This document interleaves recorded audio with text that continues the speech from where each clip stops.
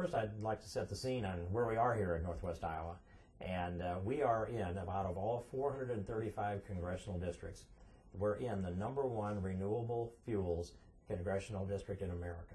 Out of all the congressional districts, this district, when you add up the BTUs from ethanol, biodiesel, and wind, we produce more energy than any other congressional district. So we happen to be in a situation where we have a lot of corn and we have a lot of wind. And we have a fair amount of soybeans and livestock too. So it all fits really well to be here. Now, and what's happened in time over the years is the wind tax credit has been allowed to expire, and then so that keeps new investors out.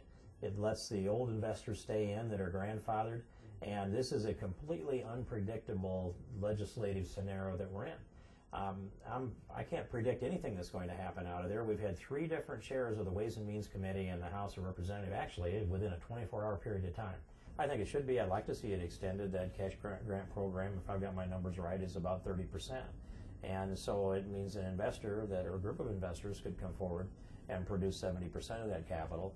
That also means that they're in a position where they can borrow a fair amount of the overall costs if 30% is produced by the capital investment component of it. So I'd like to see it extended, and I will work to do that. But I don't know that we can get that done. Neither can I predict the result. And I'm holding back my frustration here, as I believe that this republic needs to have open debate and needs to have votes, and the American people should be able to see where their members of Congress come down on a specific issue. Well, the grid system that we have is a grid system that needs to be upgraded, and it needs to be a smart grid system.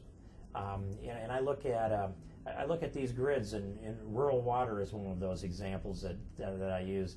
Why wouldn't you set that grid up so that you had redundancy in it, so if one main goes down, you can backfeed through another? Water and electricity are a lot the same way when it comes to that.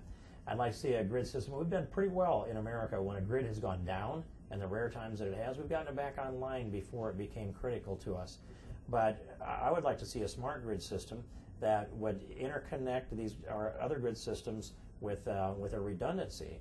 So not just for our consumers so their air conditioner doesn't go out on a hot day, but for national security reasons. If something should take down one grid, we should be able to backfeed that into another. And keeping in mind that we have the technology now, and we should be looking at the capital investment so that we can be transmitting direct current and then converting that direct current into AC current on the other end. There's far less line loss on DC current. That makes it possible to set up a national grid system that has the redundancy in it that I'm talking about. It takes investment to do that, and government, by the way, is just the tool we need for transmission, because whenever I ask for more transmission, I get the response, well, let's see, we have trouble getting right away. We have to cross so many jurisdictions. There's county lines, there's state lines, and so who can crack that? The federal government is in a position to crack that, and we should. We should be in the business of cutting the red tape so that we can have an efficient application of our resources. And it may well be that we're putting coal on train cars and running them across the state line just because we can't get the right of way to run a transmission line for one bureaucratic reason or another. Well, at the Midwest Wind Summit soon coming up, I'd like to see them address these problems and these issues that we've discussed here. And one of them is the grid system that we have. Another one is the credits that are necessary, the capital grants that would help the smaller competitors. I'd like to see them lay out a proposal that can be a long-term proposal that can get us where we need to go. One that fits in with our broader national energy needs, and a proposal that is legitimate from an economic standpoint, one that will get us to the point where wind can compete with the other forms of electrical generation.